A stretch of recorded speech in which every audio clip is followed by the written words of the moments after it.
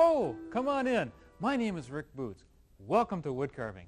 Today I'd like to show you a little bit about carved moldings, the type of work that was the bread and butter of the tradesmen woodcarvers centuries ago. This plane I'm using here is to carve an OG mold, and this is the shape of the piece of wood that it carves out. These sort of wooden planes were something that was a mandatory tool in the kits of woodcarvers centuries ago.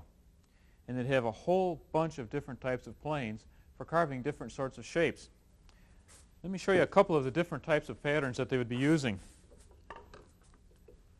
This one here is called a rounding plane, and it makes a half-round circle like this.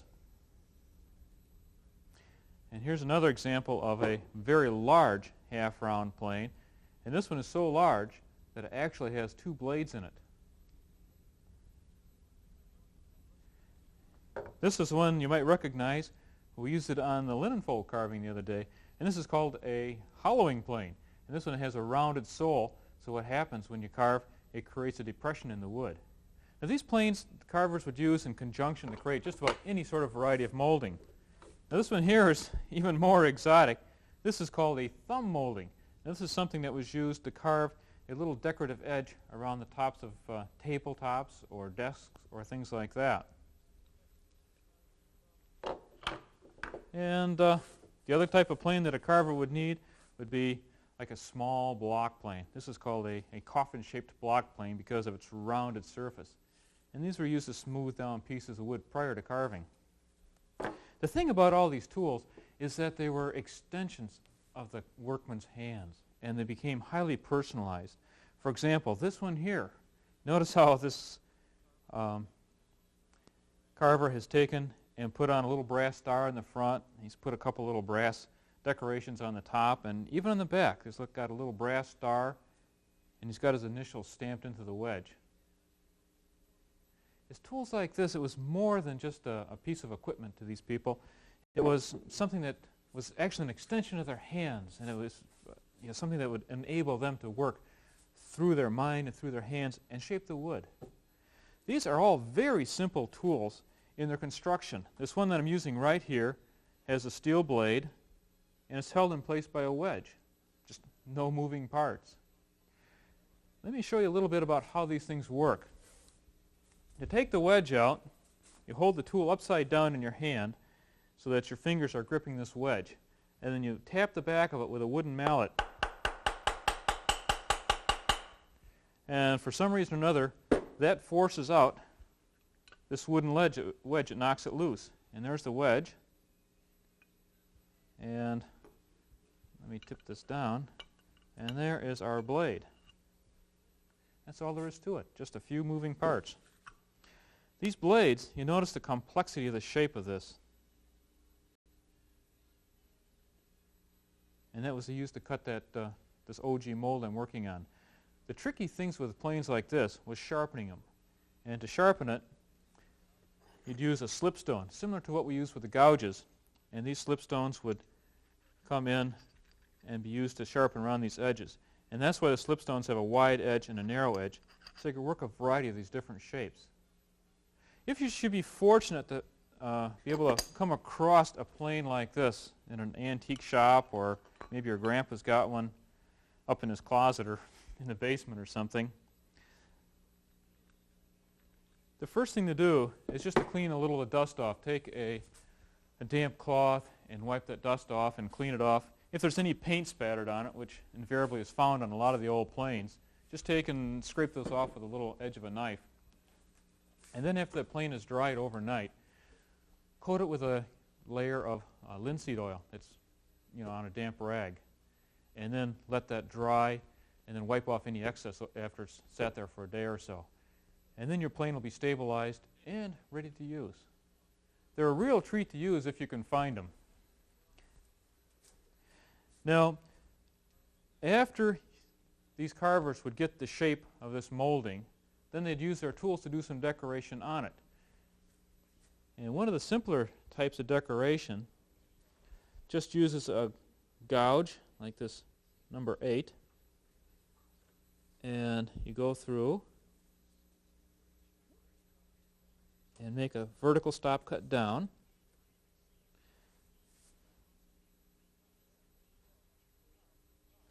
Then, coming around from the side, just take and make a groove down to that.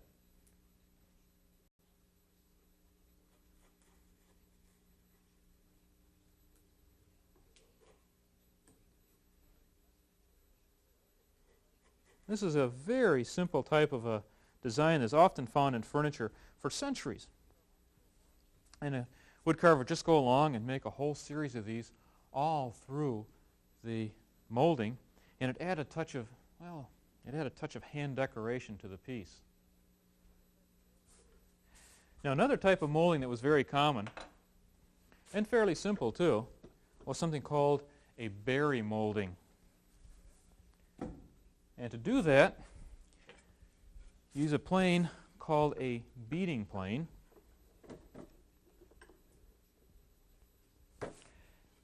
And this was a fairly simple plane. It had a notched blade, and then it had a spline down the center. Usually they'd make this center section out of boxwood or something hard. And it would give you a little hollow section. Normally these planes were made out of beech wood, although for the center part they'd often use a much harder wood. And the whole function of this plane is just to make a little rounded edge on a board. See? Nothing to it.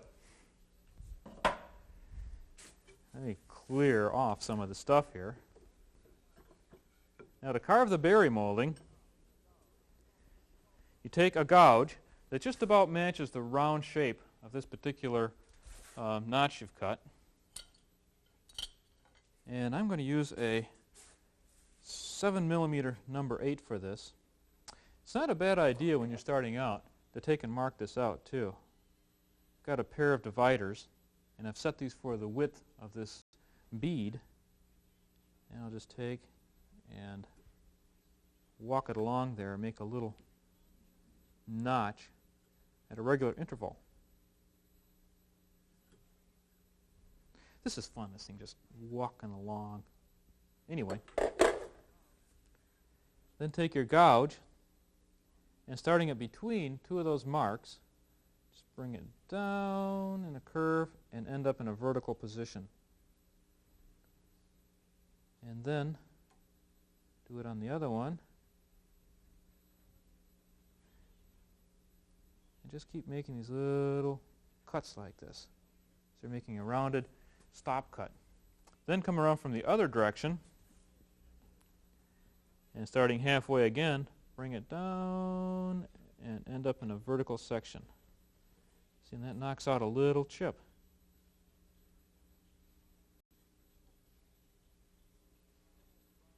And it gives you these little round sections in there that look like berries or beads or whatever you want to call it. Now this is the type of carving that an architectural woodcarver would do for hours on end. Let me show you just another variation on that. You can take your tool, remember how we made that stop cut? We'll carve off another berry here.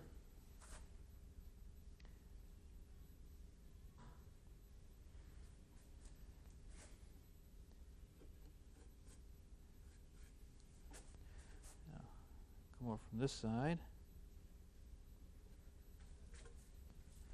And then skip a space before your next berry, or actually skip 2 spaces, as many as you want. And then make another cut,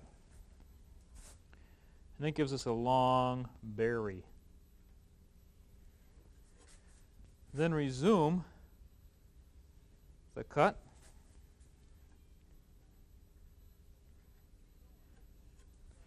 and so on. And this is called a bead and sausage design because it looks like you have beads or berries and then a long one or a sausage in between. Usually they repeat this with a long one and 3 short ones and then a long one, sort of dun dun dun dun, and just sort of break up the monotony of the design a little bit. This is a type of trim that was often used on houses or on furniture. I've even seen examples in old railroad cars where designs like this were carved in the mahogany trim of a private railroad car.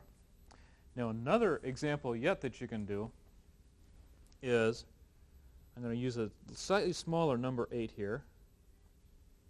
I'm going to take and I'm going to make another bead. And just round that just a bit.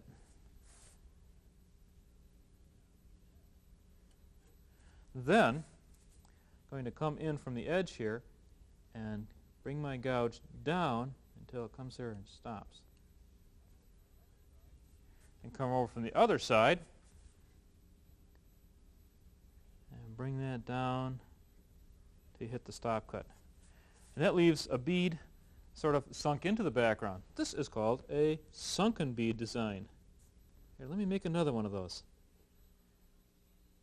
Take and make my vertical stop cuts.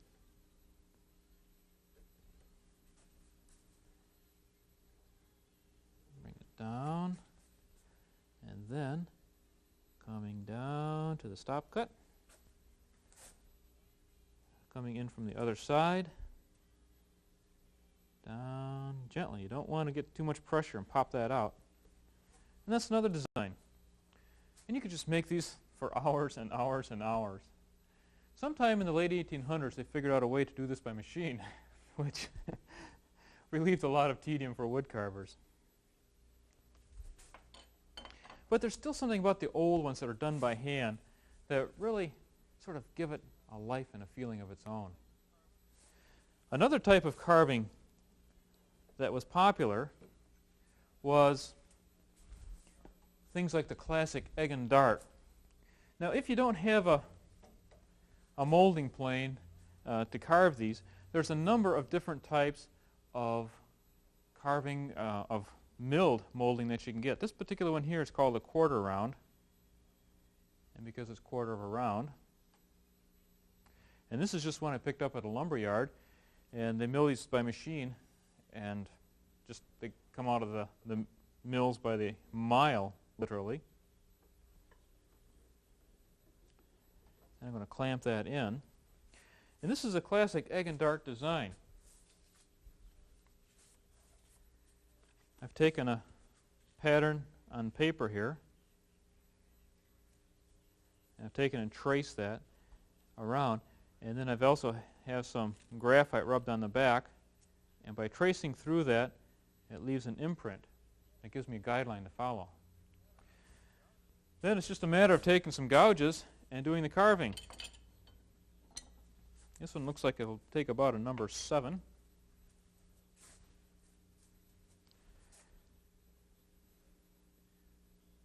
going to make a vertical stop cut there, and another one here on the edge, and another one over here. Then I'm going to take and make my cut around here. I'm going to use a larger gouge for that. That one needs to stretch a little bit. Let's try a large number 7. Ah, that fits perfect. It's a 35 millimeter number 7. Make a vertical stop cut there. Come around, make another vertical stop cut here. Now when I traced this, my lines were just a little off, so I'm going to actually correct this in the carving. Then we take and reverse the position of the gouge so the bevel is up, and then we can take and just work that down in a similar move as what we did with that berry molding I just showed you a minute ago. Clean that stop cut up just a bit.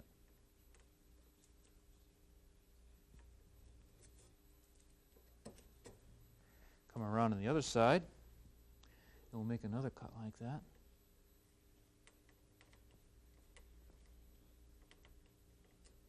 Now this wood is thin, so I'm taking this very slow and easy.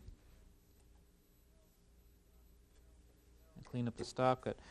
Now, when you were doing this as a tradesman woodcarver and you had several dozen feet of this to do, what they do is just go along and make the same cut all along the board. They use the tool in this position, they go make this cut and this cut, go chung, chung, chung, chung, chung, chung, chung, all along the molding. They'd flip it around to the other position, go bang, bang, bang, bang, bang, bang, bang, back, and just keep repeating the same cuts. And that way, when a person was carving this, it became a very efficient way to carve, and they could go through this and do it very quickly. Now, clean out the background. I'm going to use a fishtail gouge and just slide that right under there. This is fun. It's something that really sort of, you get in a rhythm and a pace of it after a while. This pine I'm using is kiln dried, and you can tell it tends to splinter just a little bit more than the pine I normally use. You can carve these in any type of wood: oak, mahogany, walnut, just about anything. And this comes down like so. Anyway, that is the classic egg and dart design. It's a lot of fun to do. Once you get going in the pattern of this, you can just kind of turn part of your mind off and just sort of work on it in the rhythm and just sort of really get into the flow of it. But it doesn't require a lot of constant concentration. Let me show you a couple of other examples of some of this milled molding that's available now. This particular piece is called a chair rail, and it's a fairly common type of molding that used to be used in colonial times. They'd put it around a wall to keep the chairs from backing into it. Now, the way a carpenter or a carver centuries ago would make this is they'd use a beading molding plane to make this little bead here. Then they'd use the hollowing plane to make this one, the rounding plane to make this one, and then they'd use another beading plane for this section. So they'd actually use 3 or 4 different planes just to make this one strip of molding. But it's an interesting shape, and there's a lot of different designs that you can sort of add to it. This molding here is called a crown molding. And it gets its name from the fact that it was used up around the top of rooms to sort of smooth that transition between the walls and the ceiling. And once again, there's a lot of different designs and patterns you can carve into this. You can really just use your imagination and do whatever you want. Make something that's distinctive for your own house and something that you enjoy doing. This is a type of pattern here. I'm going to be carving on this piece of cove molding, which also was something that was used up around the ceilings. And the pattern I'm using here is similar to a pattern I'm using in my own house. I've got different pieces of trim in there that I've been adding, doing a little carving on and adding bit by bit, mostly in the winter when it's kind of boring and there's nothing else to do. And this is pretty much the same technique as with the egg and dart. I'll take and use my number 7. This is an 18 millimeter number 7. Make a vertical stop cut. And I'm just going to make these all right along here.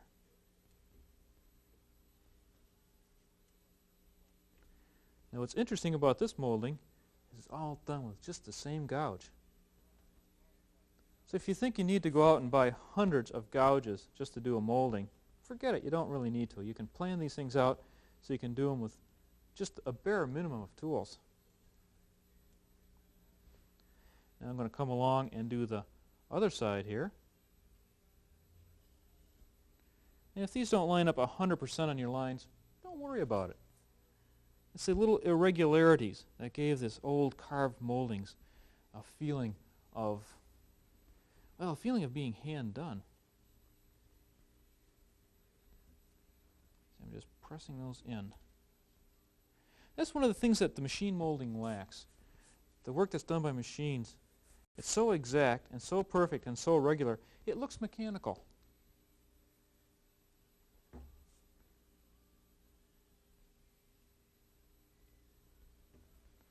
Now, I'm going to cut these center sections using the same tool as long as I have it. Cut a vertical cut here. And so on. Then we just take, a fishtail tool would be nice because it fits into these little grooves, and it's got this corner, so I can fit that corner down in there. Just take and work it right down into there. This doesn't have to be real deep, because when they're finished, the stain will go down into these shadow areas, and pop this detail out. It'll look a lot better after we stain it in a minute or two. A little fuzzy there.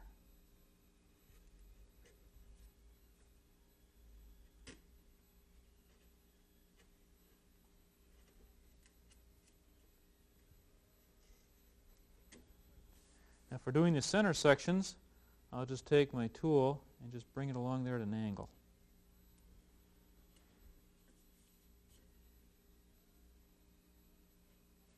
See, it's not too hard to do. And you can have custom decoration in your house that is a type of decoration that centuries ago only the royalty could afford. And you can have your own just with a few hours' time. I'll come around here, work this one down. This is like the chip carving technique we were doing a while back. Remember how that went? You just make 2 cuts and then a third to slice it out. Just like that dry schnitt cut we were using, the 3 cut. Exactly the same thing, except we're using gouges.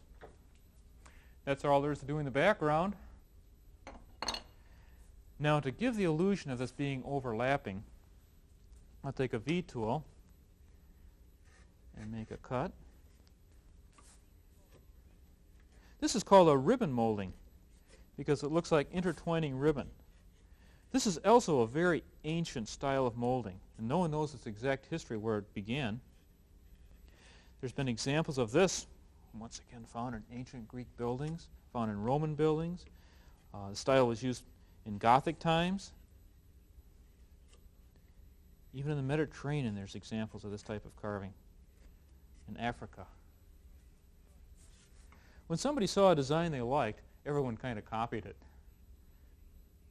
Now I'm going to take and incise a line down with my V-gouge, right down the center section there.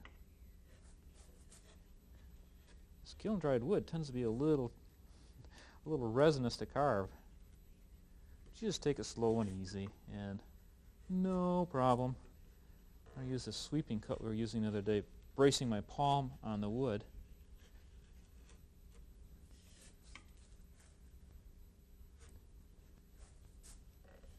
You get your whole body into that. Just kind of get a rhythm to your body and work it around there.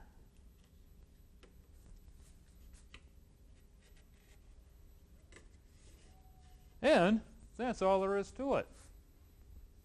Now to really see the shape of this molding, I think it'd be a nice idea to put a little finish on this. I think we have a little time left. We can do that. Let me just line up these examples that we did here. We have the ribbon molding, and there's our egg and dart. Put that like so. And, of course, our berry molding and our thumb groove molding. Let's see if I can find a little stain here.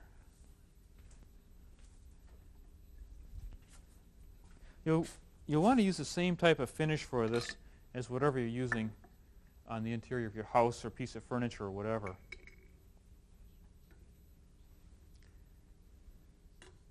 And this particular one I'm using here is Minwax, which is great for carvings because it's almost foolproof. You really can't screw it up. And it's a stain and a finish all in one.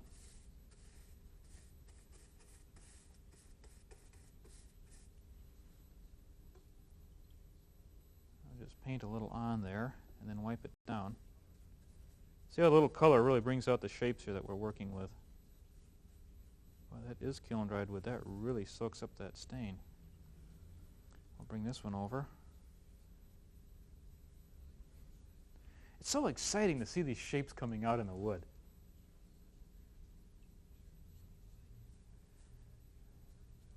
When you spend all this time working and carving on these, but you never really know exactly what it looks like until you have the finish on. And then you can see it. Now let me just take and wipe that down. Put that so I don't tip it over somewhere. And I'll just take and wipe that off. Look at that. Isn't that incredible? Isn't that something? Look at that. I love it. It is so neat. It's something that you can just do for hours and add a personal touch of warmth to your own house or piece of furniture or whatever. So don't let the complexity or the time it looks like it might take throw you off. Just go ahead and plunge in and do it, and you'll be surprised. It's really a lot of fun. Hey, next week I'd like to show you how to make one of my favorite Adirondack birds. And this little guy is one that comes to the bird feeders quite a bit. And this is a nuthatch. And I'll be showing you how to lay out the pattern, shape the piece of wood, paint it, and mount it. It'll be a lot of fun. Well, thanks for dropping by. And until next week, this is Rick Butz wishing you happy carving.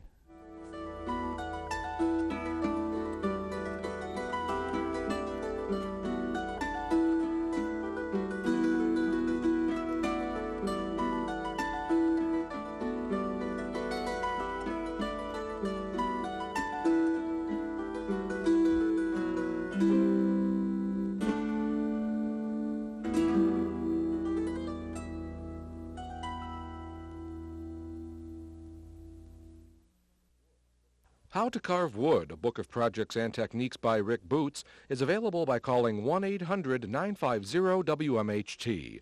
With more than 200 pages and over 400 photographs and illustrations, including patterns for some of the projects in the series, this companion guide presents important woodworking techniques. For your copy, call 1-800-950-WMHT. The cost is $17.95 plus handling. Please have your credit card ready when you call.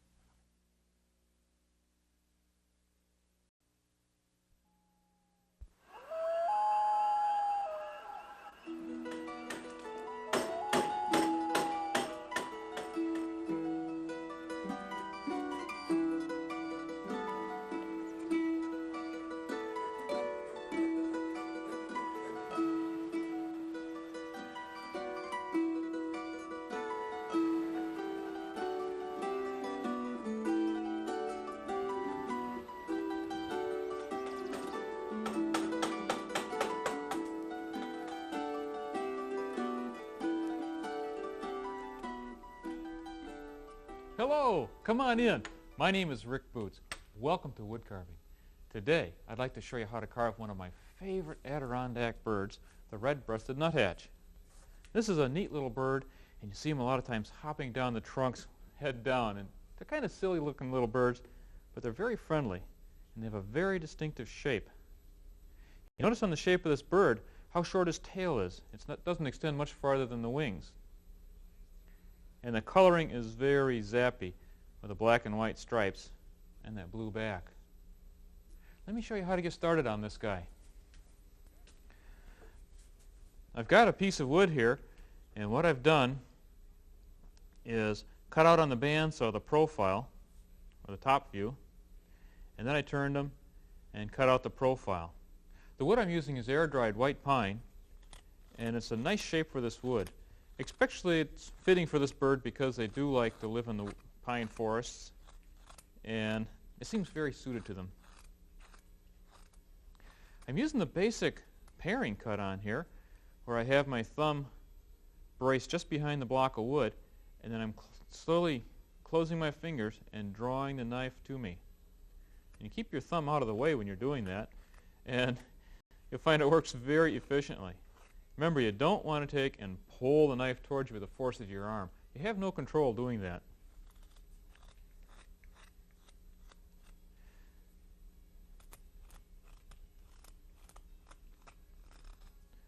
So this is just a matter of taking your block and rounding off all those sharp angles.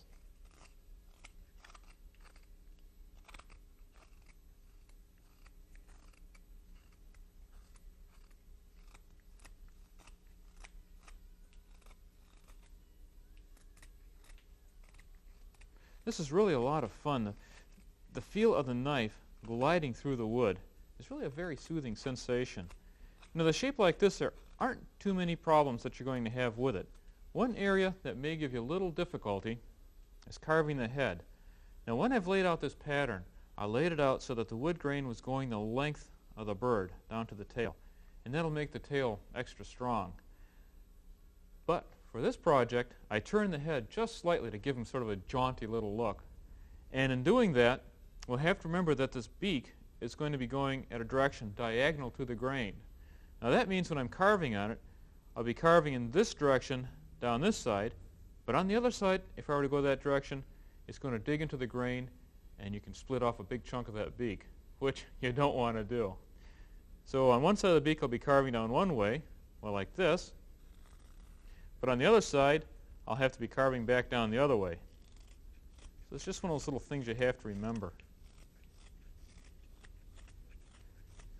The beak of a nuthatch is very distinctive. It's very long and pointed, and that's what they use for cutting open seeds.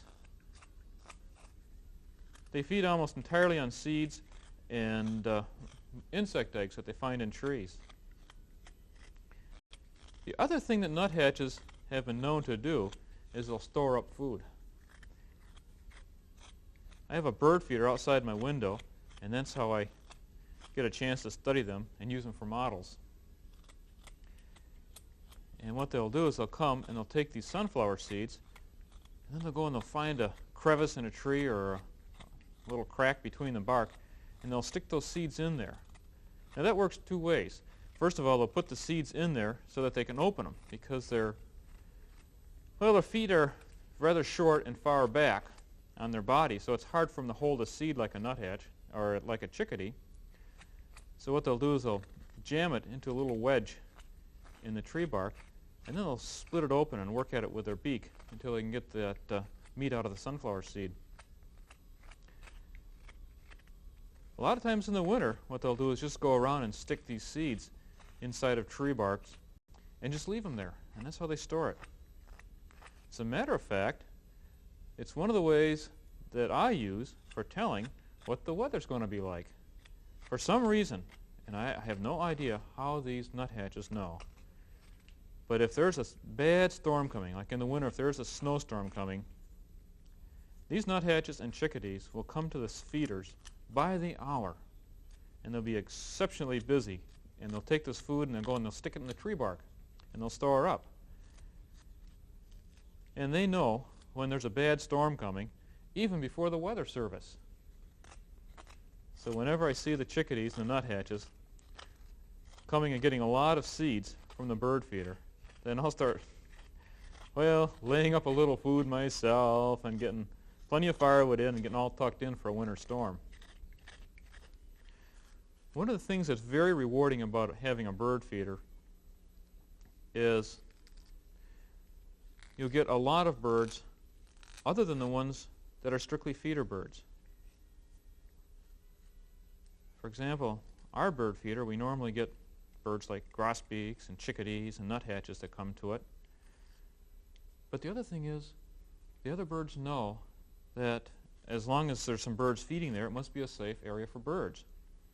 So as a result, you'll get birds coming through in the migration. You'll get sparrows, which aren't feeder birds, but they'll come and they'll pick up the seeds around the ground.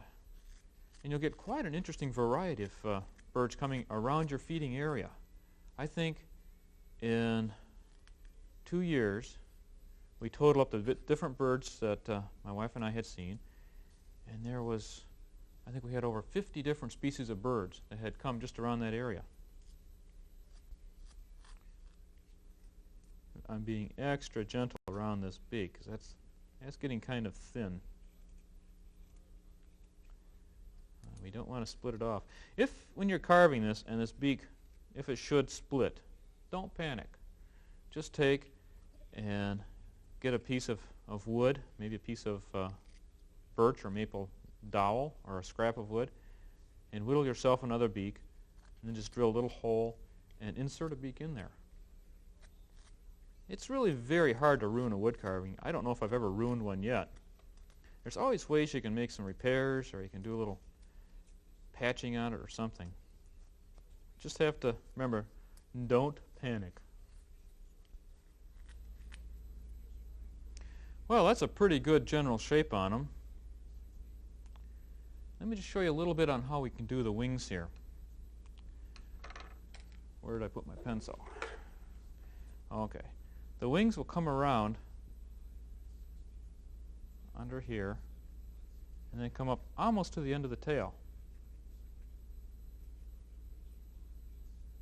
So when you're doing those wings, the best tool to use is a V tool. Let's see, where did I put my V tool? Brush the chips off.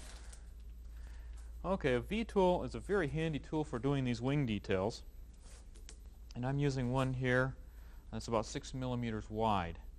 And it's got two straight sides that come together and form a little sharp V. This cuts a very thin groove. And what you can do is just take and bring that under the edge where those wings are going to be. Notice when I'm doing that, I don't have my finger here. I've got my finger well out of the way in case that should slip. Just bring a little edge around under there. Then it's just a simple matter of taking your knife and just paring away that excess. So you have a little shelf above the wings there, so you have a little step down between the top and the top of the wings and the tummy area there.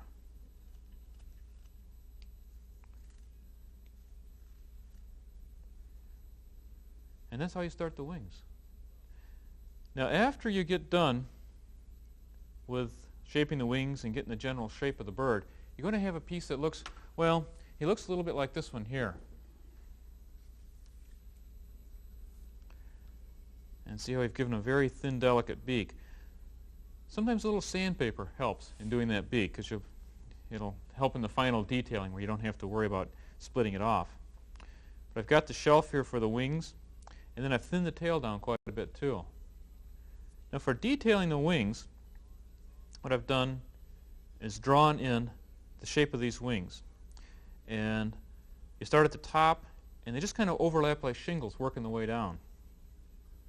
To show the shape of those wings, or the feathers rather, just take your knife and hold it in a pencil grip and incise a line, a shallow line, around the outline of that wing, the top wing feather there. Same thing here. We just come around and just draw a little line with the point of your knife.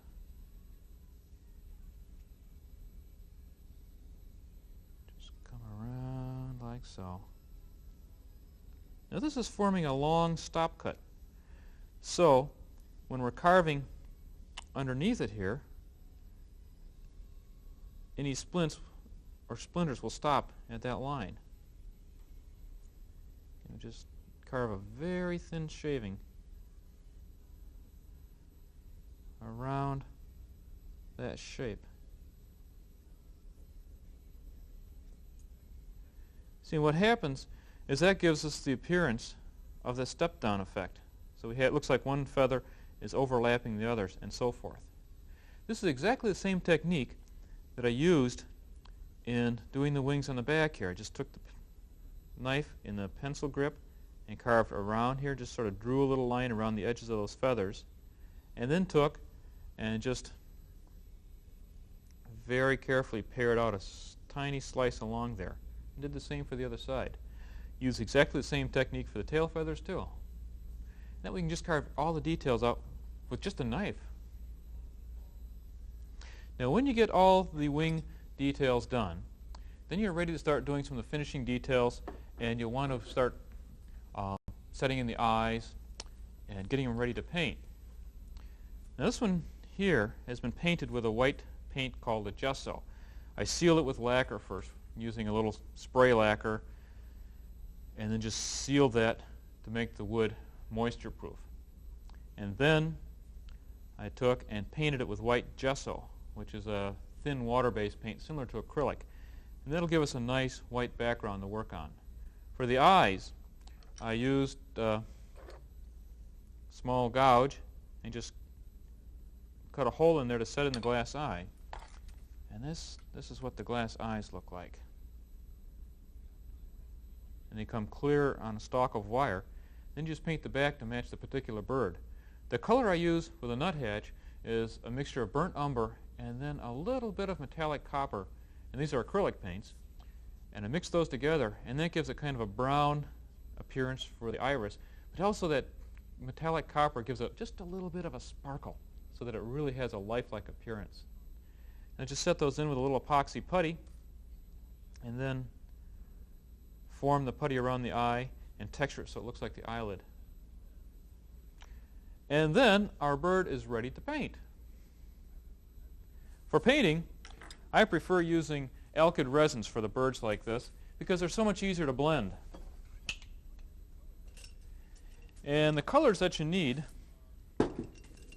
are blue, which is made up of ultramarine blue, and a little bit of burnt umber mixed in. And that gives you a very nice sort of bluish gray.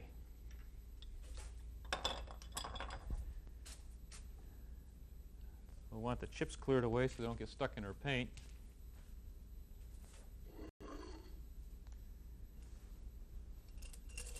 Let's see, I'll set our brushes. I'll put the brushes right down here. I like to use a lot of brushes. I hate having to change brush colors all the time. Now, the question is, how do you hold this bird when you're painting him? And the way I found that works the best is to take and drill a very small hole in here, or even just make a hole with a scratch awl or something. And then I have a stick of wood that has a screw glued into the stick. And you position this hole where the leg hole is going to be on the bird. So you just make one hole here, and then you can use the same hole later when you're mounting them. And I screw that stick into it, and that gives me a handle. Now let's see, for starting the bird, I'm going to use a little white, and I'll start with his tail.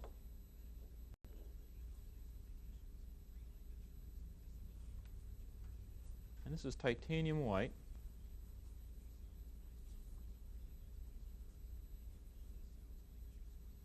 And I'll lay the white brush down. For the back, I'm going to use this blue mixture. This ultramarine and burnt umber is one of my favorite colors. When I'm doing paintings outdoors, I like to use that color for storm clouds. It's a marvelous color. The best way to get your colors right on this guy is to actually look at a live bird. I don't work from photographs very much because photographs can be very misleading for the color. When you see a picture of a bird, the color is almost always distorted in the process of printing. Or a lot of times, too, it's distorted when you take the photograph because the camera doesn't record what your eye sees. It records things exactly as they are. And if you're taking a photograph of a bird, you're going to be getting a lot of color blue from the sky that's going to reflect off the bird and make your photograph a little bit blue. Or if you're doing a picture of a bird and you take your photograph and he is outside in some bushes, then the green from the leaves, the light from the green leaves are going to reflect on that bird too, and they're going to make them look a little greenish. So I always get a little bit of distortion that way. So if you have a chance, always work from live observation. Now to paint underneath here, I'm just going to turn him over. Paint his tail feathers white. Let's see here. Try not to get too much paint on that beak. When my paint is dried, what I'll do is I'll take and paint the beak with a little burnt umber acrylic. Now these paints I'm using here are alkyd resins. They're very, very similar to oil paints, except they dry much quicker. Well, I mean drying quicker. What I mean is in oil paints, you use a white color in oil paints, and that can take days, even weeks to dry, whereas these will dry overnight. But yet they'll be wet for a couple of hours, so it gives you a lot of time to do the feather blending. I mixed a little burnt umber in there with the white to just warm it up just a tad. While I'm at it, let's do this stripe up here.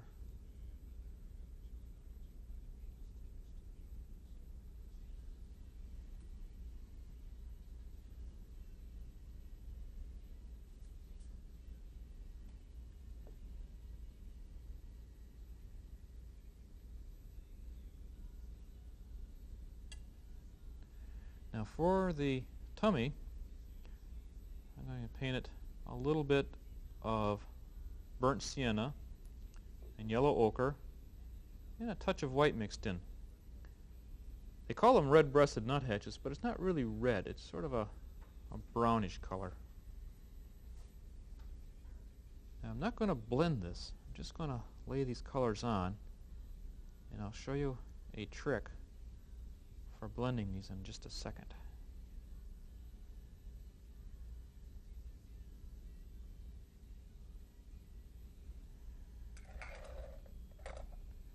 And for the black on the head, I've taken and mixed in just a little bit of blue in this black, just a touch, and that'll give it a bluish sheen that makes it look very sleek. Don't worry about getting paint on the eye. We can just scrape that off later. Do this stripe.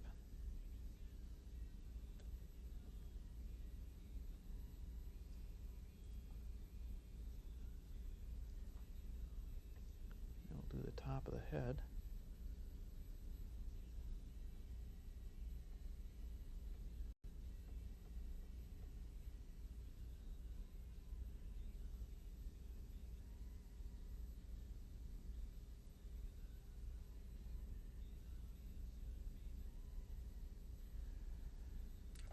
There. Wildlife carvings are fun because there's so many different types of things you do with them. You work a little with the paint, with the wood. It's a lot of variety in them. But you know, the problem is this bird still looks like paint, and it just doesn't have that feathery feeling. Let me show you what we can do about that. First of all, we can take a stiff bristle brush and stipple these colors together. And just sort of bouncing that up and down slightly. And that actually very gently blends these two colors together, because it's a smooth transition between the white under his throat and then down to his tummy. Same thing back here. I'll just stipple those together a bit. This is called stippling. It's a way of mixing your colors.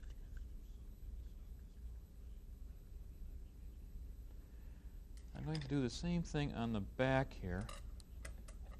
Take a clean brush, and this section here, I'm going to just soften that just a little bit by stippling it. See how that softens and gives a nice even gradation between the two colors?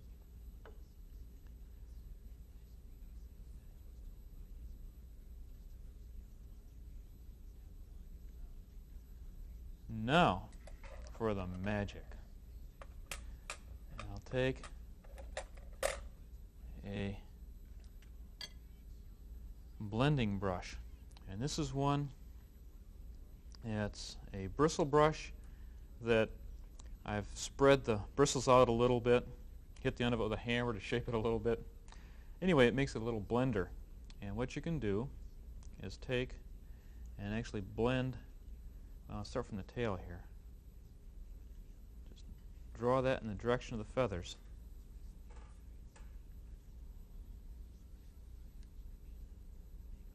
And that blends these colors together so it looks soft and feathery.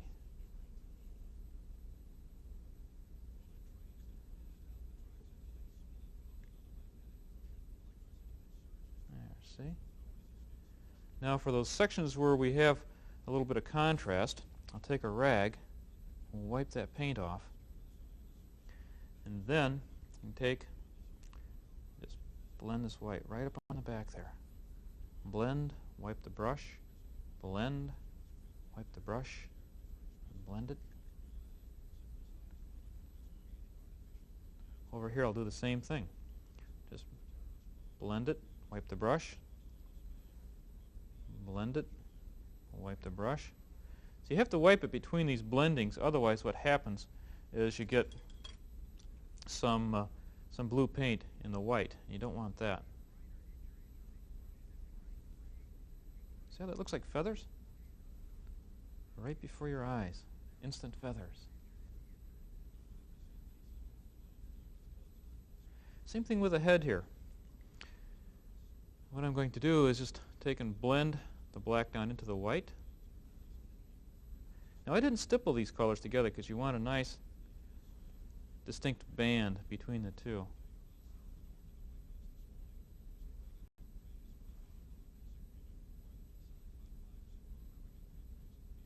And right down into the blue.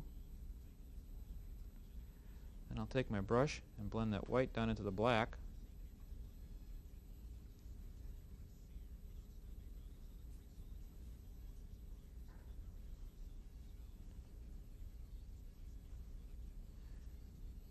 Black down into the white.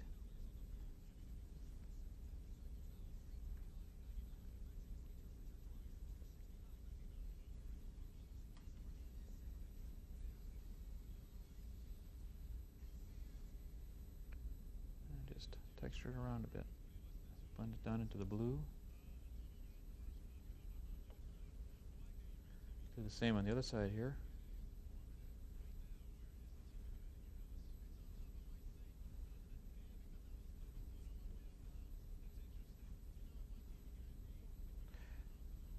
Well, and so on. And just keep blending around there until you get the colors all blended the way you want. And pretty soon you have a bird that looks just like he's got feathers on him. Fantastic. This is such a neat thing to watch happen in front of you. Now, for doing the legs, I'm going to be using these cast pewter legs for the feet. And these have a thick section at each end, so that what you can do is take and that hole that we drilled in for the stick, you can just fit that leg right up in there, glue that in with a little 5-minute epoxy glue or some epoxy putty, and then the other end take and put it in a stump. And the one that I picked is a piece of white birch I just got out of my firewood pile. And drill a small hole, and that leg will fit right in there. Make your holes about 3/4 or an inch apart, and make 2 of them. And then just glue your nuthatch right in that. And then he will be coming down the branch. Little Neat little project. I love being able to do these birds from outdoors and sort of bring you in the house, so to speak. Fun project. I think you'll enjoy it. Next week, I'd like to do something a little bit different, and I'd like to show you how to make a set of fireplace bellows. And that'll get your fire going on these nice chilly days that might be coming up. So, thanks for dropping by. I've had a great time talking with you. And until next week, this is Rick Boots wishing you happy carving.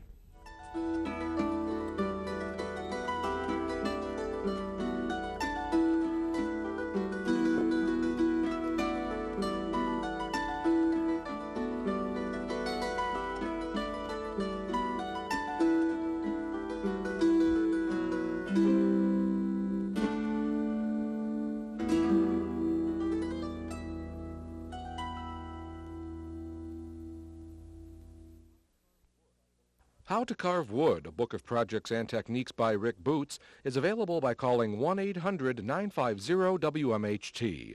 With more than 200 pages and over 400 photographs and illustrations, including patterns for some of the projects in the series, this companion guide presents important woodworking techniques. For your copy, call 1-800-950-WMHT.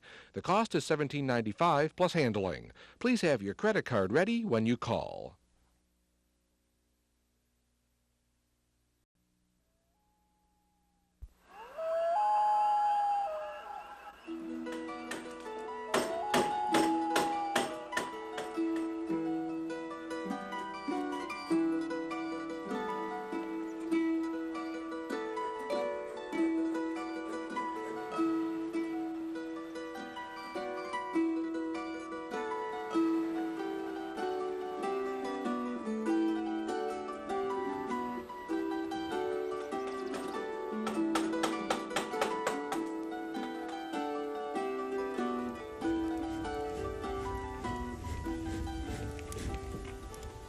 Hi, come on in. My name is Rick Butz.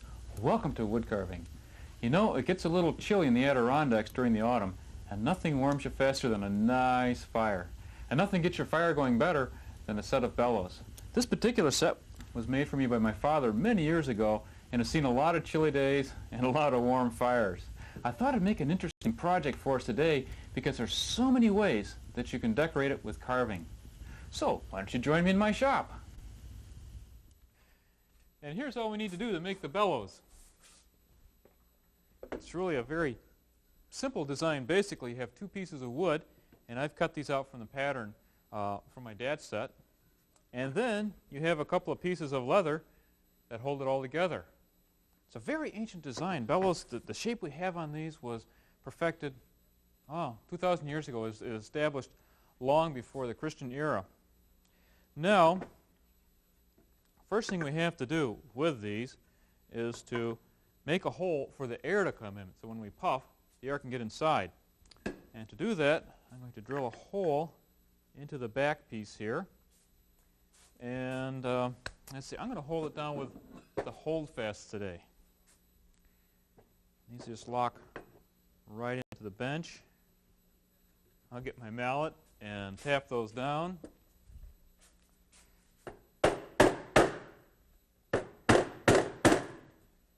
Look at that. An ancient holding device for an ancient design. Now, I'll take my drill and drill a 1 1/4 inch hole in here.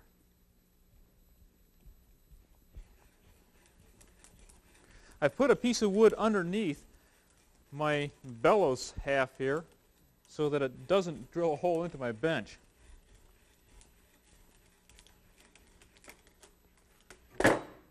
And it looks like we're just about through.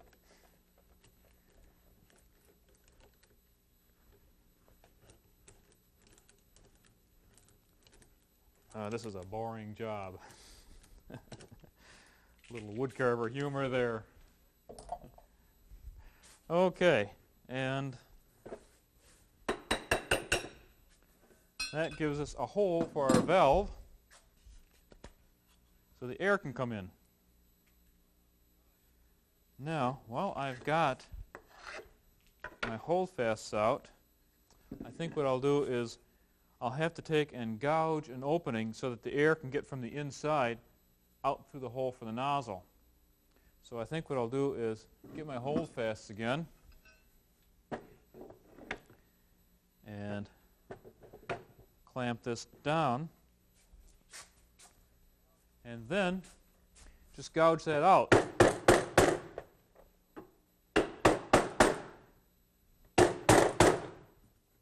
There, that'll stay put.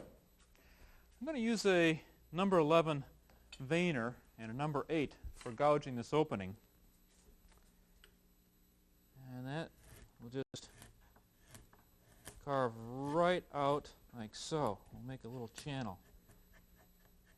Now earlier I drew a hole at the end so I can make sure I get my hole about the right size.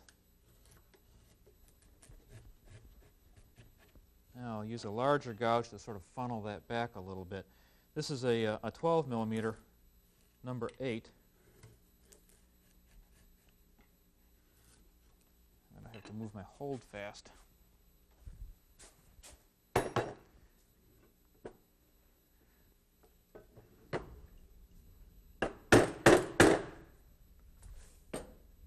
Now, in case you're getting the idea that I haven't made a lot of these, you're right. This is an experiment on doing a design. This is how old wood carvers would work many years ago. They'd see something and they'd say, well, it looks like kind of an interesting design, and they'd figure out how to do it and hope it all worked out. There's one funnel. I'll release the hold fast. These are such neat holding devices. You just tap them on the top, friction locks everything into place, then just tap them on the back and it releases them. Ancient Romans used these centuries ago.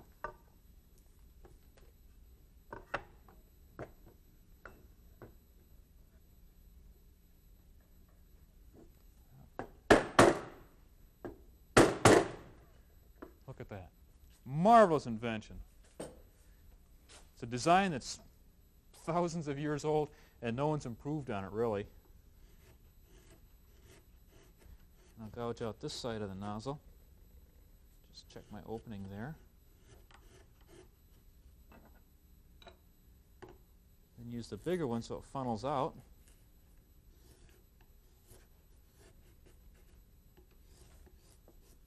And I'm going to funnel this back just a little bit so plenty of air can get out for the fireplace. Now, for fitting the nozzle on here, there's a couple of different systems you can use. And what I have done is I've gotten a section of a funnel. So I have a little metal piece that'll fit on here. And this way, when you get it close to the fire, it's not going to burn your wood. Now, I'm sure you can probably find something else and use your imagination, but this is what I found locally. I just got a funnel at the hardware store and just took it apart and took the nozzle out, and that'll work just fine. Now, in the other set, my dad used a piece of brass that he worked around here and then welded that or soldered that into position. So, use whatever you can find that works handy. You can even use a wooden nozzle, but you have to remember to keep it away from the fire. So for cutting this nozzle, what I have to do is take and cut away some of this excess wood. And I'm going to use a tenon saw for that. And this one works quite comfortably. Just eyeball that. And let her go.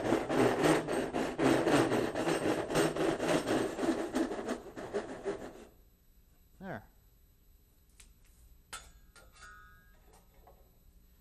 Then just take a knife and take and whittle this down just a little bit. I'm not going to take it down too much yet until I see just how much room I need for that nozzle. And that'll hold for now. We'll do the final adjustments later. There. Now, the way these bellows work is when you put them together, okay, this is right side up here. When you put them together, you lift one end up and it flaps and forces the air out. So what I'll have to do is cut this section so that I can hinge the other part. So we have the two moving parts of it. And to do that, I'll put it right back in the vise here. I made this cut line back about 3 3/4 inches from the nozzle.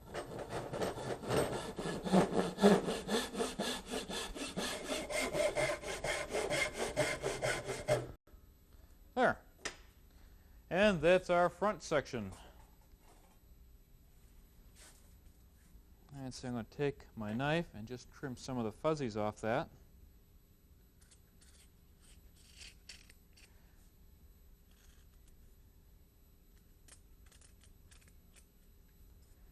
Now, to glue that on, You can use a little white glue, but that has to set up overnight. So today, I'm going to use some epoxy glue, some 5-minute epoxy. And that comes in 2 tubes. And what I'm going to do is just mix it on this scrap of wood. This is great stuff. Sets up quick, holds great.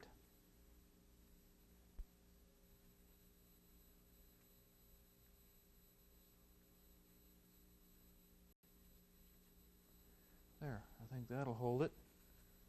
Then you fit these 2 pieces together and clamp them until the glue cures.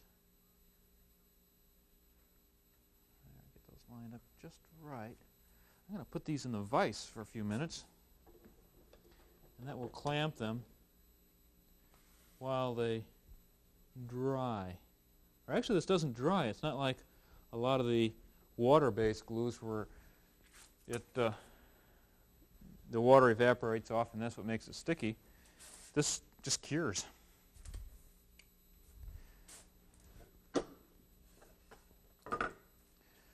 Oh, I know something I got to share with you. I was looking in the classic woodcarving manual by Paul Hasluck that was written back in 1913, reading their section on bellows. And I just got to read you this introduction to this. It says, the woodcarver, on the lookout for some small object on which to show his skill, can be recommended to attempt the decoration of a pair of common wood-sided bellows. Carving shows well on these things, and bellows have a record which makes them respectable.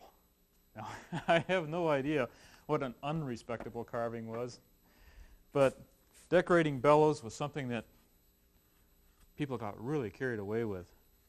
During the Italian Renaissance and the French Baroque period, they would carve bellows with mermaids and gargoyles and flowers and all sorts of things, just incredibly elaborate. Well, I've got this piece here. I'm going to take and just round off the edges a little bit with my knife. Just sort of pare that away.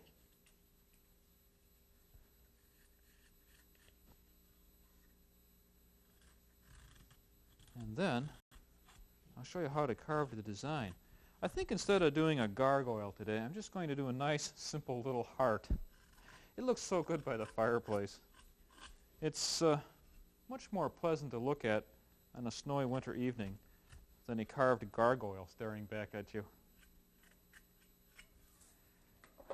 Now to carve this flower, or heart, I'm going to put him in the vise and hold him in place with the bench dogs.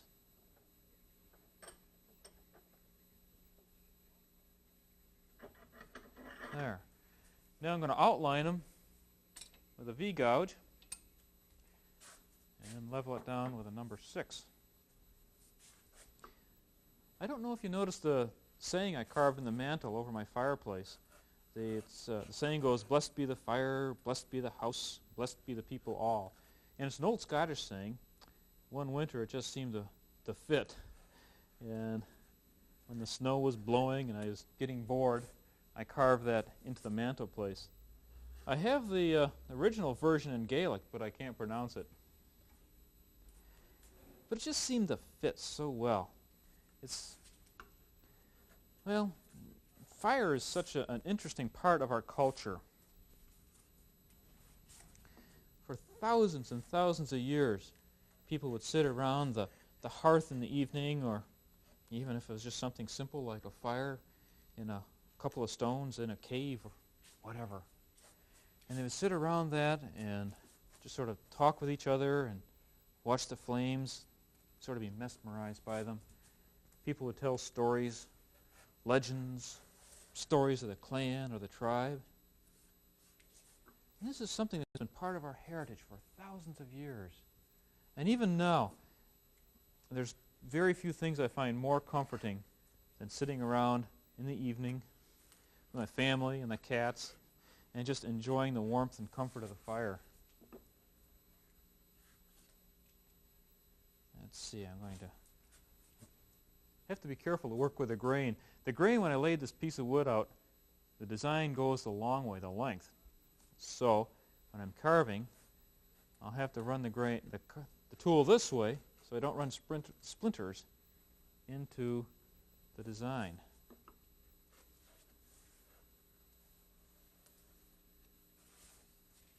And let's see, I'm going to turn this guy around, make it a little easier on myself.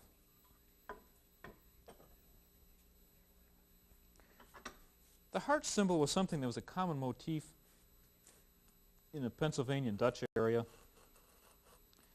and all throughout Europe. Is a nice little folk design. So that's what I thought I'd keep for this one. Now, to carve the background away, I'm going to take this number 6 gouge and just bevel that down a little. I'm going to keep this a shallow relief. There's really no reason to go too deep on it. The nice thing about a project like this is you can really carve just about any design you want. A chip carve design would be very attractive too.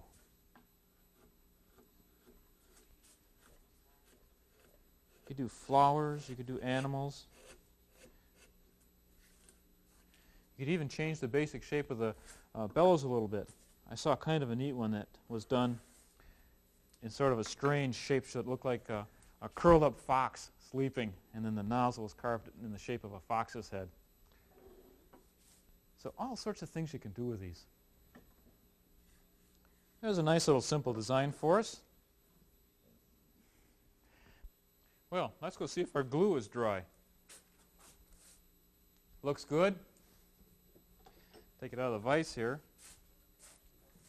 and I'll clear the decks a bit.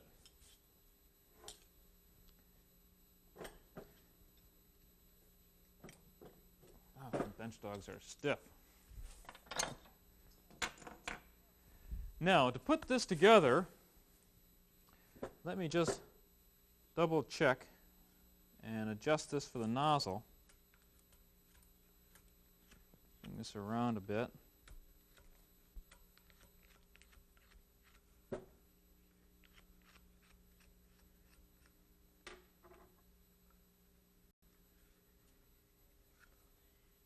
Oh, that's pretty close. We can adjust that and trim that down later. Now, to move on to assembling this. First thing, before I forget, first thing you want to do is put the valve in it. Because if you don't have the valve in it, then the air isn't going to stay in. And by that I mean this hole that we drilled has to be covered over with a patch of leather. So I'm going to take this square of leather and just trim off a piece of that.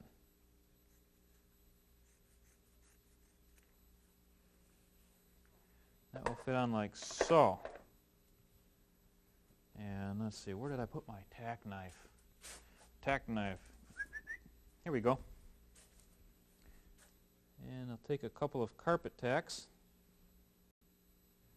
I'm going to put the shiny side down. Put the shiny side down of the leather, and that way it will seal better. See, leather, split leather has two sides. One side is shiny, and one side is kind of suede. And you can mix these two different sides and different types of projects to give a little different texture to the leather that you use. But I want the shiny side down so it seals airtight now. There, and that's the valve, so that when you open it, the air will rush in, and then when you go to puff the bellows, it'll shut flat. And this fits on here like so. Now before you start putting the leather on here, you have your choice of a number of different types of finishes. If you want to stain this a darker color, now's the time to do it before the leather goes on. I think I'm going to leave mine plain and then just wax it. Maybe even use a little shoe polish on it. A lot of carvers use shoe polish and shoe wax on carvings. As a matter of fact, I picked up some carvings in Jamaica, and that's the only finish they use is tins of shoe polish. Okay, I'm going to take and put my middle tack in here first. Here's a tack.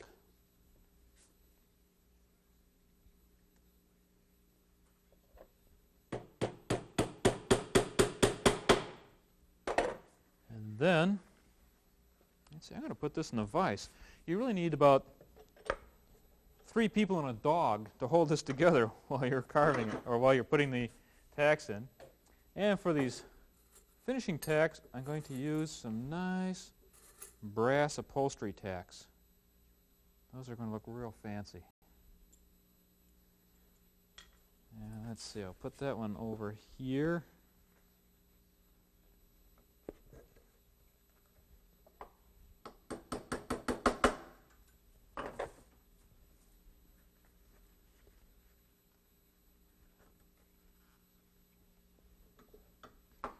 This one over here,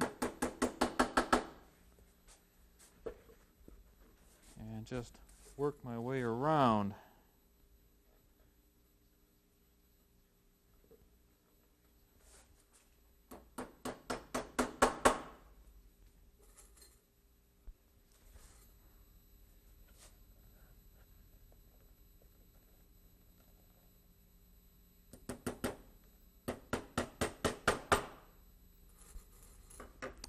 Let's see if I can get this top part on without too many hands. That will fit inside like so.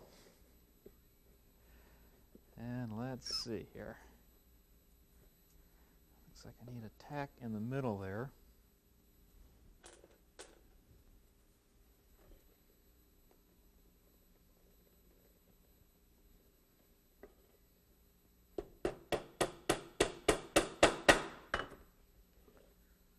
And then put some around the top.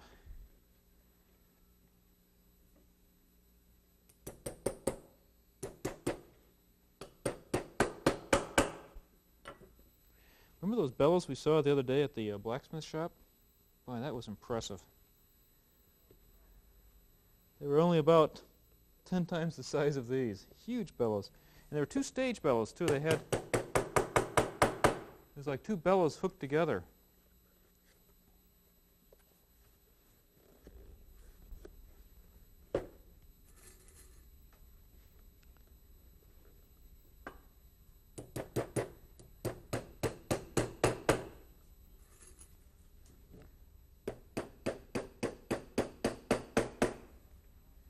Now for this leather around the edge, you can just take a knife and take and trim that away.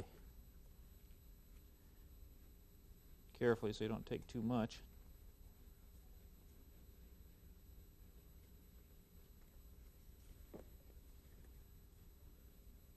You see how easily that just trims right around. When you're designing your pattern for your bellows, it's not a bad idea to take and make a paper template for the shape of your leather first, because this leather shape is kind of hard to just eyeball and guess. And when you do fit it on, leave enough extra so that you don't short yourself on it. Now I'm going to finish this side off here.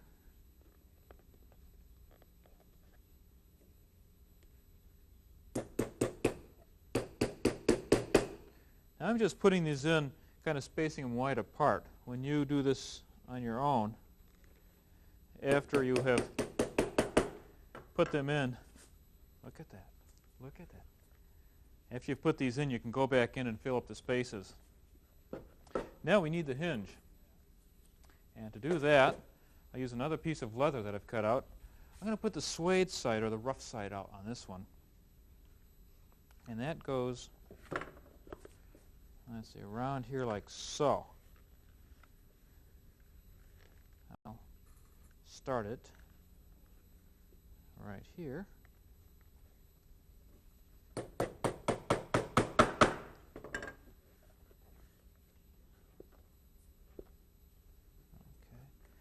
I'm just testing this to make sure that I don't get this leather too tight, because I don't want the rip as the stresses go on it. So I'm leaving just a little bit of slack there. I'm close these down, and in the closed position is where I'll nail it. And when you open it, you'll have plenty of slack on there, and your hinge won't wear out. That's it. I'm going to just bring this all the way around. Stretch that down good. Take another brass tack. Now we're getting down to brass tacks, huh?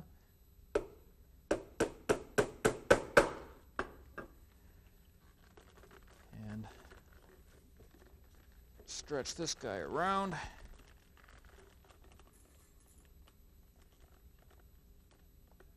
And once again, on the back side here too, you can just take a knife and trim any excess that you may have.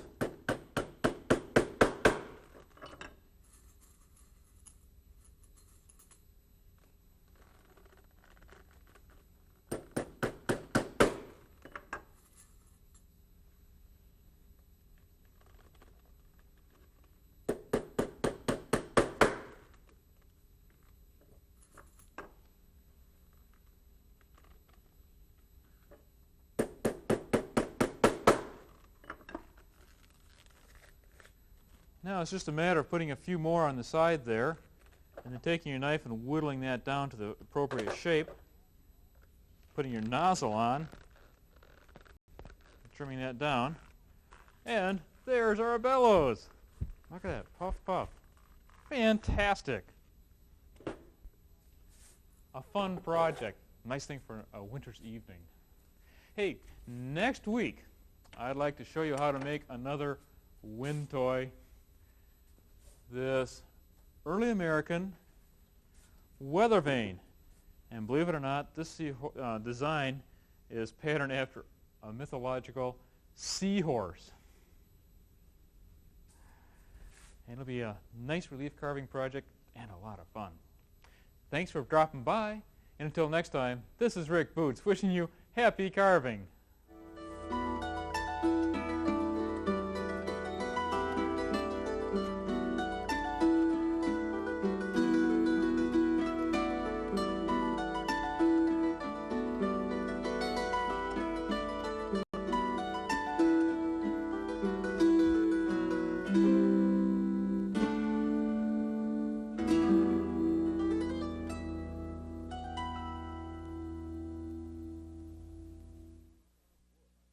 How to Carve Wood, a book of projects and techniques by Rick Butz, is available by calling 1-800-950-WMHT. With more than 200 pages and over 400 photographs and illustrations, including patterns for some of the projects in the series, this companion guide presents important woodworking techniques. For your copy, call 1-800-950-WMHT. The cost is $17.95 plus handling. Please have your credit card ready when you call.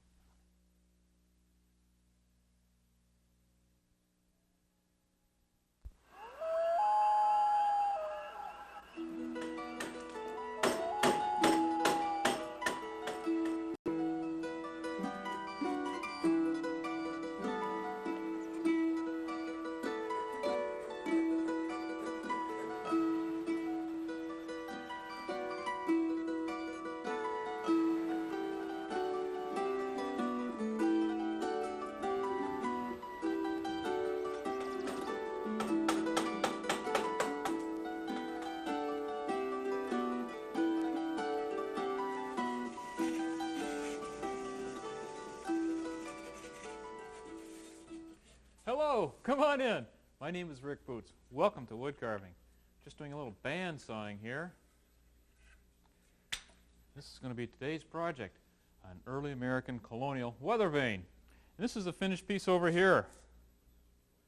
This particular design is called a seahorse, if you can believe that. And it's the sort of design a sailor would bring back from travels with different mythological stories. I'm just cutting out the piece on a bandsaw now. Let me just take a minute to finish that up, and we'll get started.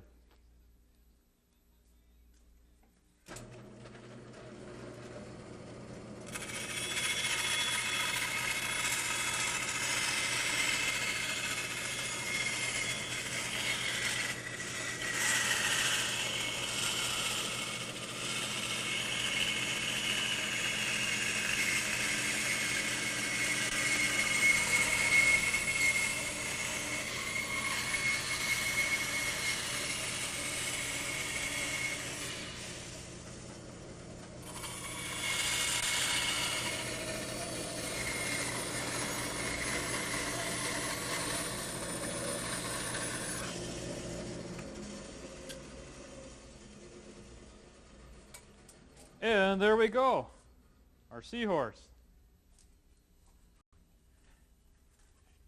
A lot of the old colonial seahorses were made out of wood, and later they were made from metal, but they used a wooden mold in shaping the copper to make the seahorse. One of the things that you have to do with any weather vane is to mount it on a spindle so it'll turn in the wind. Now you don't want to put that spindle so it balances exactly with the seahorse. You want to put a little off center so that the tail is a little on the heavy side. That way when the wind blows, the tail will point away from the wind and your weather vane will be pointing in the direction the wind's coming from.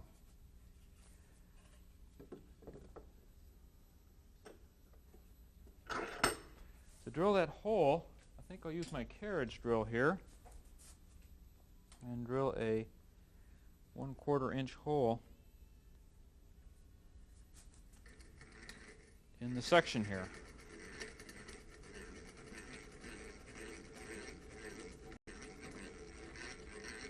Here, we don't want to make that too deep, just about an inch or 1.5 inches is enough. And now you can turn in the wind. The other place I need to drill is a section in the tail. I need a hole through there. And for doing that, I use a little different type of a drill. I'm going to put a spacer block down, a piece of wood underneath, so when I drill, I don't end up drilling right into my bench.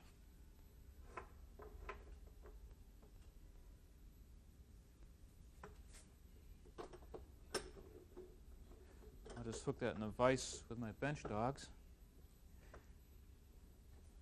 It's interesting, with weather vanes, a lot of times now we look at them as sort of a, a quaint little artifact from colonial times. But actually, in that day and age, a weather vane was a very important tool. It was vital for the prediction of the weather. And in this day and age, that doesn't seem like all that big a deal. Most of us today, we go to work in air-conditioned cars, we work in air-conditioned or heated buildings, and go home to a warm house. Unless it's actually a hurricane or a severe storm, our lives aren't inconvenienced very much by the weather anymore. But back in the 1700s and 1800s, a farmer or a sailor, his success depended on his ability to anticipate what the weather was going to do. As a matter of fact, a lot of times it even made the difference between life and death. That looks like we're through.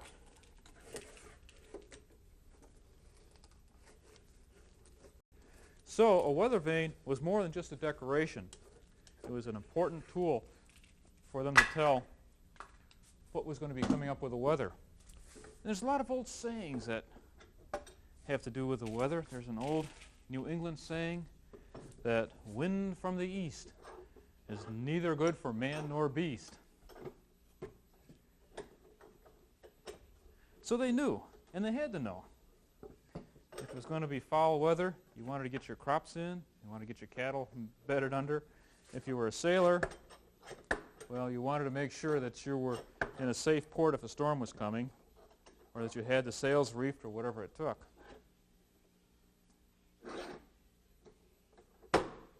There. Now to carve this one out, I'm going to use a couple of gouges here. I'm going to start with a large number 5. And this is a 35 millimeter gouge. One of the things I did, I saved a piece from when I was bandsawing. And I put that little piece back here to hold this in place. When I thin that tail down, that piece of wood will stop the tool instead of running it on into the metal bench dog. So it's just a matter of taking and smoothing this down. Boy, that is a beautiful piece of wood. This is pine. And this particular piece is air dried, and it's a nice carving wood. You can make this out of any number of different woods. The farmers would generally use whatever they had around. They'd use a plank from making their barn or just whatever they had. You can make it out of pine. Cedar's a nice wood because it's very weather resistant. If you live on the West Coast, redwood is a good wood. That's very weather resistant.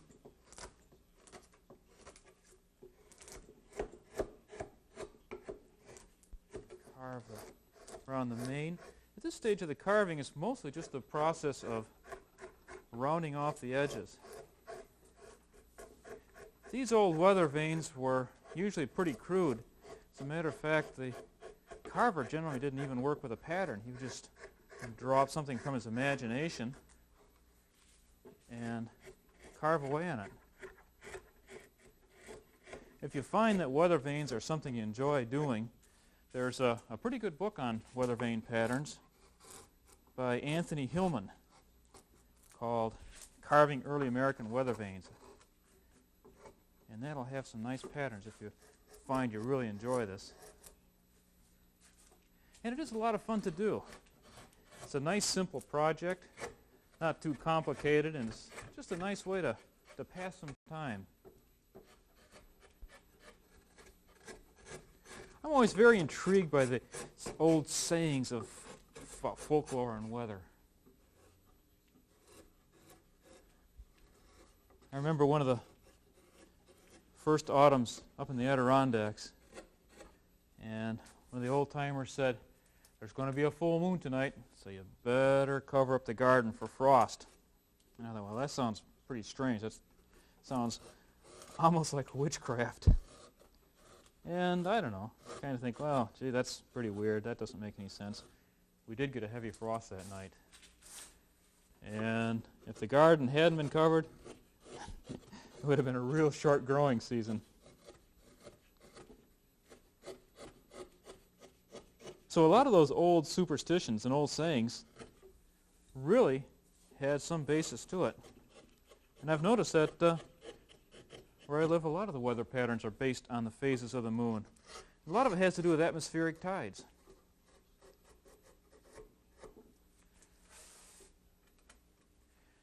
Now, for doing this tail, I think the easiest way to do that would be to take a large V-gouge. And I'm going to use a large one here. This must be about 12 millimeters across. I'm just going to carve that around.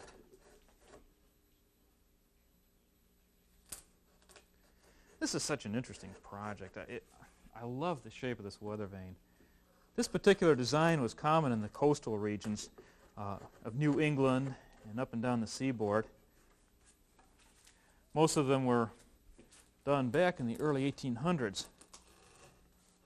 So after a while they found that copper was really a much better material. It lasted longer, and people who could afford the copper weather vanes would use those because they would survive the weather better. They'd also survive bullets better. See, one of the big pastimes on farms was to shoot at weather vanes. And that's why when you go to the museums and you see a lot of these old metal weather vanes, they have bullet holes in them from kids and bored farmers just going out there and taking some pot shots to see how many times they could make it spin around on the barn. You couldn't do that too many times with wood. A couple of bullet holes and you would be out a weather vane.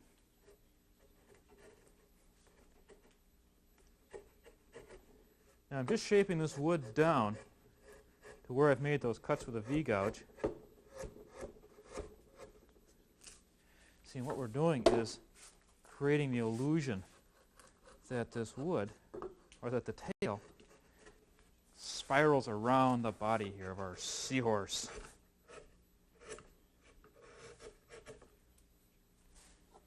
Of course, sailors had their weather sayings too. Remember the saying, "Red sky in the morning, sailors take warning. Red sky at night, sailors delight." And that actually has some basis in fact.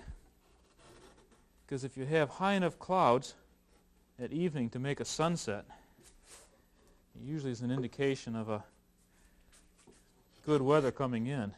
If you have clouds in the morning, now I don't understand the meteorology of this, but if you have clouds in the sky in the morning, enough to make a red sunrise, you better watch out.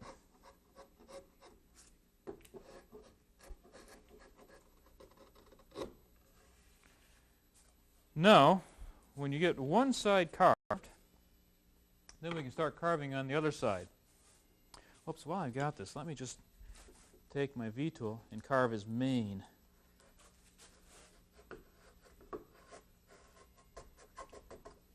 I just do that by coming down with a V-gouge, making a groove. I'm going to bevel it just a bit and round this edge off.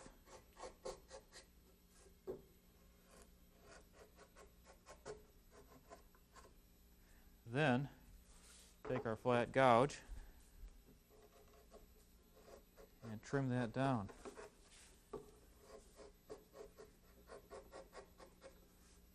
Now you can tell why this was a popular subject for farmers and colonial people. You didn't need a lot of tools to do it. This whole project I've done with 2 carving tools.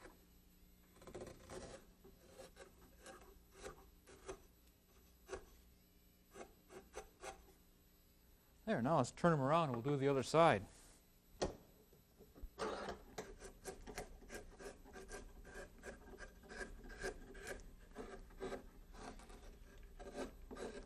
This is a really fun project because you don't have to concentrate on doing it right or wrong, really. It's like right here, I'm talking about simplicity. I'm just taking and making a cut down at an angle and then rounding it off.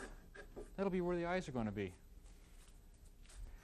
You know, it's a nice, soothing project to do. It's just a matter of working with the tools and the wood, feeling them gliding through that wood.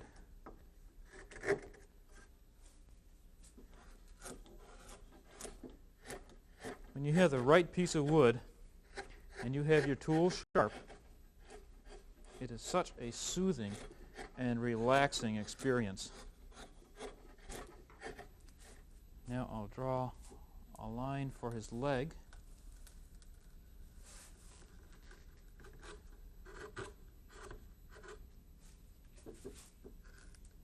Whoops. Hear that wood start to tear? That's the wood telling us, no, no, no. You really just learn to listen to your wood.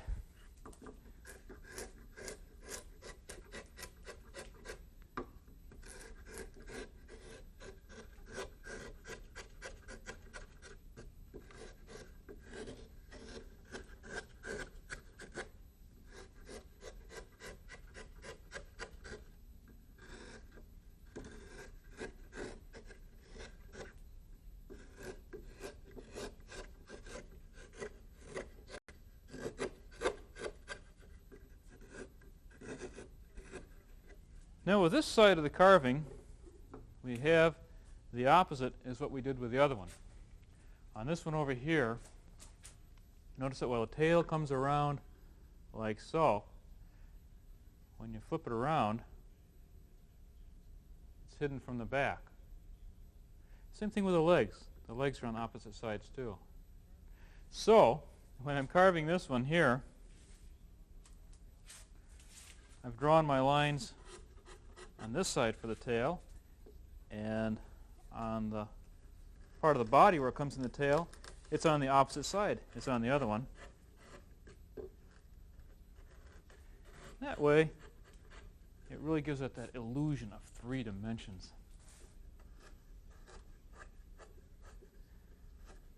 Weather vanes were very popular subjects. They did weather vanes of people, of Indians in canoes, of chickens, horses, dogs, cows, cats. Roosters. Roosters were very popular.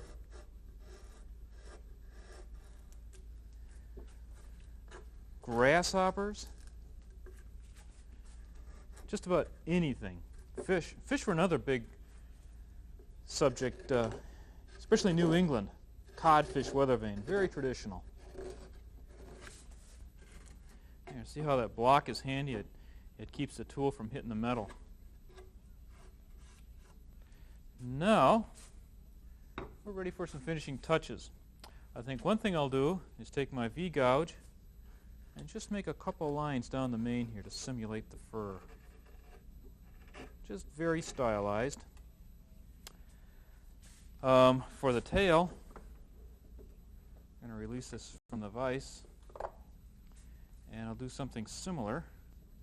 I'll just turn them away so they don't hit that bench dog. I keep wondering why they call them bench dogs. It doesn't look at all to me like a dog. I'll make a couple lines coming down here just to give that tail some texture.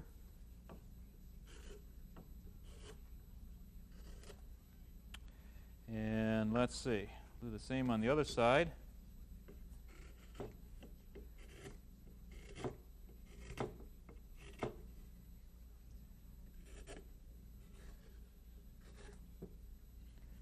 And I'll do his mane too while I'm at it.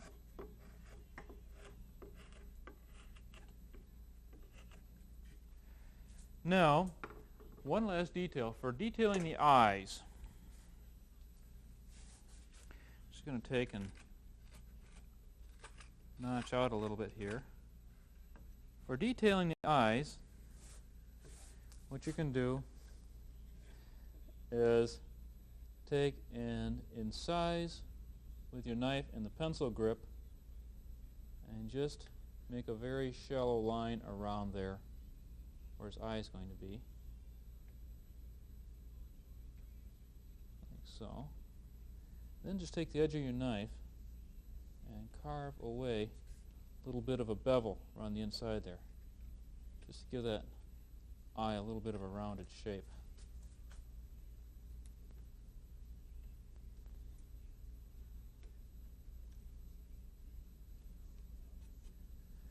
Now, our seahorse can see the weather. I'm going to trim just a little splinter there. There. Now, we can take our stick, and I've drilled a hole in a piece of firewood, and our seahorse can fit like so. Now, one of the questions that a lot of people have asked me is, did I really burn up a carving the other day? And I don't know how these ugly rumors get started, but actually, one of the things that we did was to show how using heat and scorching to antique the carving. And by popular request, that's what I'd like to do again today. Take my propane torch and get a match from my chip-carved match holder.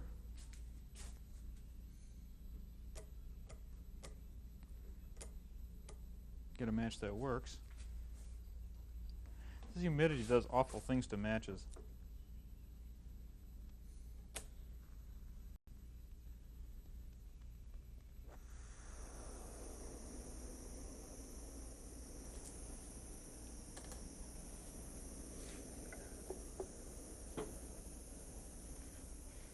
This is something that's best done outdoors, but it's a little cold out there, so I'm going to do it inside today.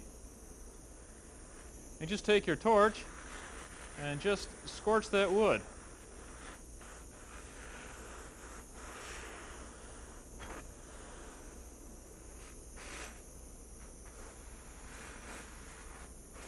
I can't believe we're doing this again. Today we're having seahorse flambe.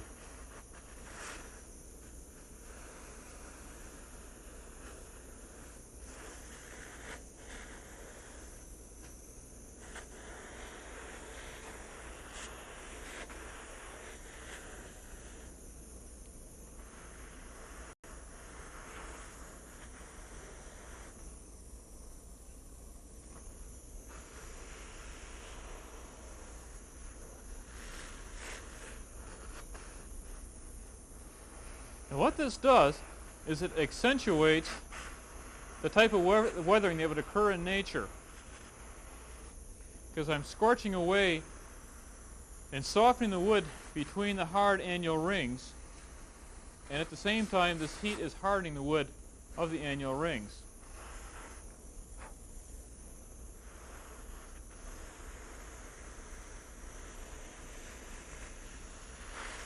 So we're just duplicating what nature would do if the wood carving had been sitting on a barn for 25, 30 years or longer.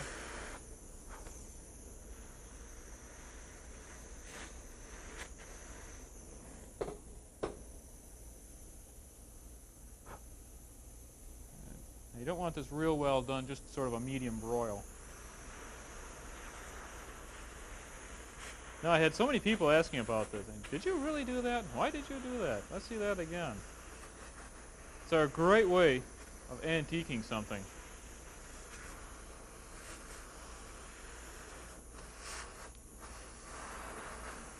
I've seen carvings done in different parts of the world. The Japanese do this sort of a thing to an art form. And I've seen neat little Japanese carvings of toads and frogs where they'll take and use a very hard wood like a fir, something that's got a lot of hard and soft areas in it between the annual rings. And they'll take and scorch it, and then they'll take and wire brush it so the wood forms very neat little patterns on it.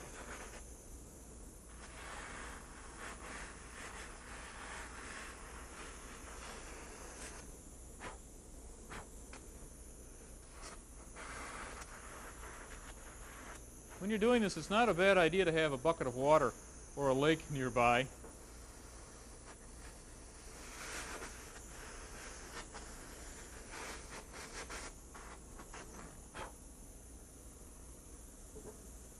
One roast seahorse. Now let me show you what that does. You take a stiff wire brush and then find a place that's cool here. You take and just brush away that charred wood. And see what that does to the grain? You get all these interesting grain patterns coming out in the wood. Just the same effect as if it had been sitting up on a barn out exposed to the blowing wind and the blowing snow and the blowing sand for decades.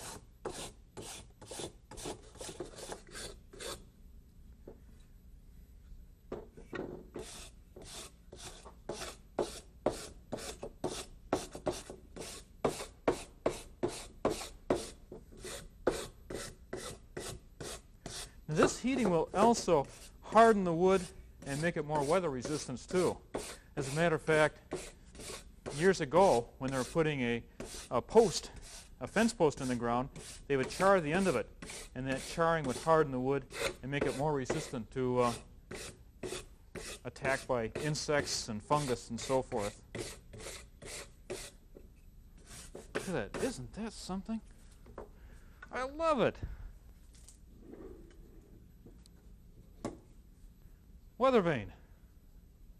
Isn't that something? So, you have your option. You can either paint it like I did with this one, or you can take and you can antique it and char it as with the one I've done today. You can even paint over this if you want, using a stain or using an oil paint that's thinned out to put over it. And this effect does take paint rather nicely too. As a matter of fact, hang on a minute, I think I've got this whirligig. Okay, this whirligig over here is one that I did exactly the same process on.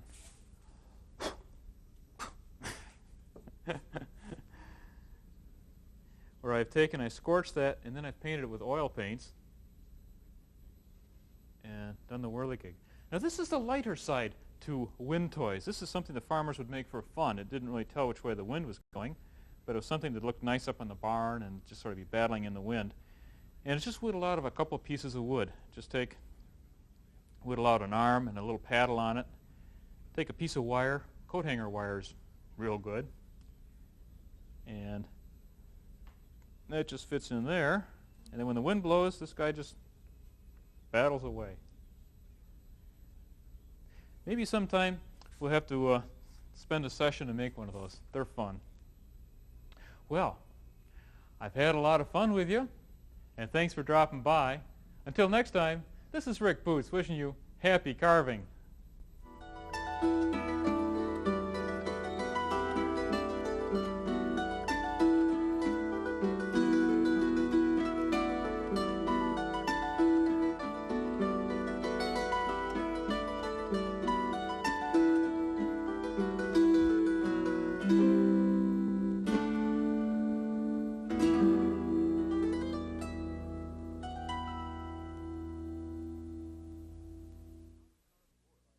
How to Carve Wood, a book of projects and techniques by Rick Butz, is available by calling 1-800-950-WMHT.